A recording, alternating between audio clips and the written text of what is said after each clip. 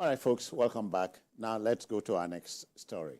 You know, Robert Greene's 7th of the 48 laws of power states inter alia that get others to do the work for you, but always take the credit. Now, the Kaduna State House of Assembly commenced probing of controversial foreign and domestic loans and grants secured by immediate past administration of Malam Nasir El-Rufai. In addition to this, the probe panel is mandated to invite the former Speaker of the 8th and 9th Assembly and former Governor El-Rufai. Recall that Governor Ubasani has lamented the huge debt burden left behind by the past administration. Politics in the air. Yes, they say this is the season. Well, it may not be totally politics being in the air. What that governor, what Ubasani is going through, I have so much pity for him. Because during that town hall meeting, where we had stakeholders across the religions, we had retired generals and all that, he gave what looks like the state of the state address. The state is gasping. Once they've done the debt servicing for the month, they have literally nothing left. That story, he said he went to cry before the president. How can you help me? And the president said, these are foreign loans. What can I do? Because if you have a wage bill of 5 billion naira, and after debt servicing, you have 2 billion left, please tell me how you can come out of the problem. It wasn't like this in the beginning, but the devaluation of our currency, these loans were taken when our currency exchanged to the dollar for 460. Okay. Now look at where we are. When they had this town hall, the naira was doing so badly, around maybe 1,900 or so. So the cost of debt servicing has really literally quadrupled at great cost to the state and the well-being of his people. This is where the frustration comes in. And then people then began to say, okay, what's going on? Let's even see what were the loans used for. That is what I think triggered. It wasn't the governor that said, look, I'm frustrated, this and that. The people now said, okay, there's even a need. Did you read what the former NWC member, the activist in politics, Saliu Lukman? Okay. Saliu Lukman said, look, nothing should stop, that we must find out what they use the money to do. I mean, if we are going through this pain now, let us see what did they even do with the money. That is how we found ourselves here. That's how we found ourselves here. That's what I'm saying. It may not just be, okay, just politics being played. The need to ascertain the truth. Establishing responsibility here. CK, yeah? Yes. It's quite unfortunate what is happening. And that is the lot of so many governors that just came into power, that either took over from their so-called godfathers or our first-timers. Most of these states are really in debt. Not just Kaduna. Go and see what is happening across the states. Even in states beside us, yeah. Go and see what is happening in Cross River State. The problem that the current governor raised the same issue. How the former governor practically ran the state aground, so many loans. We are even talking about the state. What of the federal? Who said the down number that? I personally did not pity. I have so much pity for the current president. Because most often than not, maybe because is his style of leadership. It's not the type that comes out and starts. If the president opens the book and shows you the level of debt Nigeria is, that was incurred from the last government, and that is what the central bank is still paying. We are talking about dollar up, dollar down, and the rest of them. If you know the level of both local and international debt that this current government inherited, you must service them. You must service them. It's a contractual agreement. Whether you like it or not. In law, we say contractual agreement is an agreement that is signed, sealed, and delivered. Once that is done, you're obligated. Government is a continuum. You will not say, oh, it was my predecessor. Kaduna now. Yes, now. As their fact is coming, is deducted. It's deducted as source directly. And that is what, and when you ask, and that was when I started, I said, everything is not witch hunting. No. The fact is not about witch hunting. The fact is there. They just tell you, this is what the book is. Okay, Mr. Governor, what you are saying is not true. These are the facts. I'll bring my own facts. This was how much I left. This was how much I left. This was how much I borrowed. We are talking of a loan of $587 million and 885 billion naira. Go and let us even do an arithmetic times of $587 million loan. Do you know how much that is? With the correct rate, with what we have now. At that time, it was as of 460, probably 460. The official rate they were using then. Now you are talking about over one. So how will he be able to? So the man has a right. And the State House of Assembly said we want to. The son is abusing. The son of El-Rufai is abusing. Threatening speakers, threatening House of Assembly. That is not how it's done. No. The state does not belong to the man. The one that is currently here, Governor Sani, when he leaves tomorrow, someone that is currently will support him. That's what's supposed to be. And that is what it should be. So it's not a personal issue. They say it's turn by turn. Not turn by the class 5, not turn by turn. Now, joining us from our Abuja studio will be a member of the Kaduna State House of Assembly. He represents the Kaura constituency, Honorable Yusuf Mugu. I greet you, Honorable. How are you? I'm trying to do fine here. Hello. Yeah. What new can you tell us? What's going on? Because people are saying that the former Governor El-Rufai is being targeted, that this thing is political. What really is going on? Why does the House want to look at this issue? There is nothing political in the scenario of Kaduna State. It's a pity that it is happening that way. To me, and to those who know the situation in Kaduna, both the outgoing governor and the present, the serving governor, are believed to be friends, brothers, allies. But what is happening is paradoxical. It's a paradox. And what we are experiencing in Kaduna is a vicarious experience. Whereas you find two brothers, two friends, and one is now saying, this is what I'm passing through as a result of the management abilities of my predecessor. Therefore, what is happening is not political. Issue of loans are facts and figures. And the governor, for a governor to cry out, to say that I can no longer pay salaries conveniently, I cannot go into capital projects that will affect the lives of the people of Kaduna State positively, then it's a big problem. And so the House cannot sit and watch.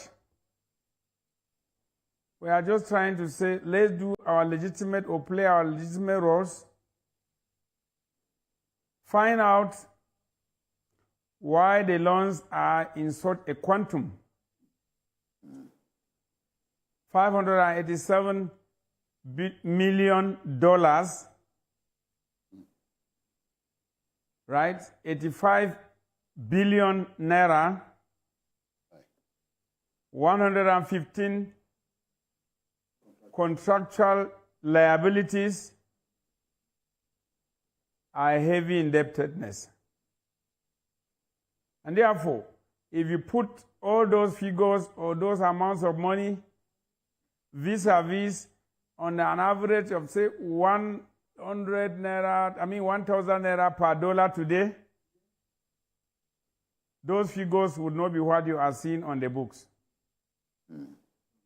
So as an assembly, and moved by the passionate appeal of the governor for assistance, we don't know wherever it will come from, we felt touched as an assembly, and that we cannot sit and watch. And it behooves on me, Honorable Mugu Yusuf, representing the good people of Kaura constituency, as the chairman, Public Accounts Committee, seeing the books, I've seen the books, the audit books, and the audit annual reports. I had no option but to move that motion, that the accounts, the loans, the expenses be investigated. And this action is backed by law. Section 103 empowers any State House of Assembly to put in place a committee to investigate any matter. Section 128 empowers the House of Assembly to investigate any entity, be it an individual, be it a group, be it a ministry, a department, or agency, which the House has power to appropriate money to, so that we play our oversight functions. Oversight function means we approve XYZ amount of money for you for a specific purpose. We are going back to check whether the money was used for the purpose it was meant for. And this is the simple logic behind it. In the event that some of these monies appropriated were not properly utilized, or misapplied, or misappropriated, the House had a duty to ask anybody involved to return such monies, so that the financial situation of the state can be restructured and positively be put in place so that the state can move. As it is, Kaduna State is in a precarious situation financially, and in a state of comatose financially. It will take the grace of God. Let me ask you for the state to move forward. Let me ask you, you said you've been privileged to look at the books. Audit books. Yes, audit books. Yeah.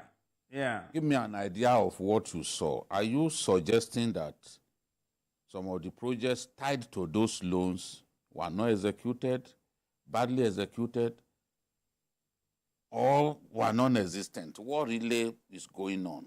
What did you find out? Well, the public outcry and the seeming perception of an average citizen of Kaduna State seem to suggest that a lot of projects are not even going on. They seem to have been abandoned. If you take a day, 2 days, 1 month without seeing a contractor on site, the money was allocated for purpose and the purpose is not achieved, then we can infer that probably the contractor must have absconded, or there can be some sinister actions surrounding the project or the contract. And that is why I don't want to preempt the outcome of the investigation. Let's go there and see. In the event that our investigation revealed that the outgoing administration indeed properly utilized the money for the purpose they were meant for, then there will be no cause for alarm. But in the event that such were not, we will ask for the monies to be returned to the coffers of the state so that the current administration can be functional. Okay, Honorable, please. The probe panel has been empowered to invite former Governor El-Rufai and speakers of the 8th and 9th Assembly. Is that still on? Well, I would not know the committee, though I'm a member of the committee, the vice chairman of the committee, but when we get there, I don't want to cross the when we get there. If some issues require that he be invited, he'll be so invited. But I think we are looking more at the ministries, departments, and agencies, and then contractors that handle such projects or such contracts. So that we'll go on site, we'll definitely go physically to look at the level of work. If it means looking for professional advice as to the work done and how much have been paid, if we are not satisfied, we invite whoever is involved. The rule of law must be observed and must be respected. And what we are doing is a product of separation of powers. The executive propose and bring the budget for us, and we approve and appropriate monies. We have a duty to go back and check whether the money we have been given, we gave, were properly utilized. Yes, Honorable, if I may ask, the Speaker was quoted as saying that there was some level of intimidation and threats to his person, by some elements in Kaduna State. How true is that? And there will be seen some clips and screenshots of some WhatsApp messages that was allegedly sent to the Speaker. Can you clarify on those issues? I think I saw some tweet messages which are alluded or are suspected to have been messages from the son of the immediate past governor, specifically a serving member of the National Assembly. From what I have seen from those tweets, in one of them, the Kaduna State House of Assembly was described as a useless assembly. That being the case, this is taking a different dimension. As far as we are concerned, we have nothing to do with him except otherwise he was part of the contractors, but I do not know him as a commissioner. I didn't know him as a member of the assembly. I didn't know him as having or holding any position. If the issues are talking about the governor of the state, the institution of the governor has nothing to do with the individual, but then there must be an individual in that office at every point in time. Incidentally, if it was his father in the office within the period in view, I don't think this thing has to do with him. And I don't think he has the right to call an assembly, an institution, headed by the Speaker, and describe it as useless assembly.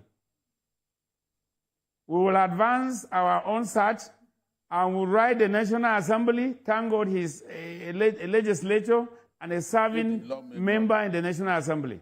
Is it really the federal lawmaker that House of Representatives member or his brother? House of Representatives. Well, I don't know whichever among them, but all of them. That's why I say I don't know which among. But I think from what I heard, they said the member of the National Assembly.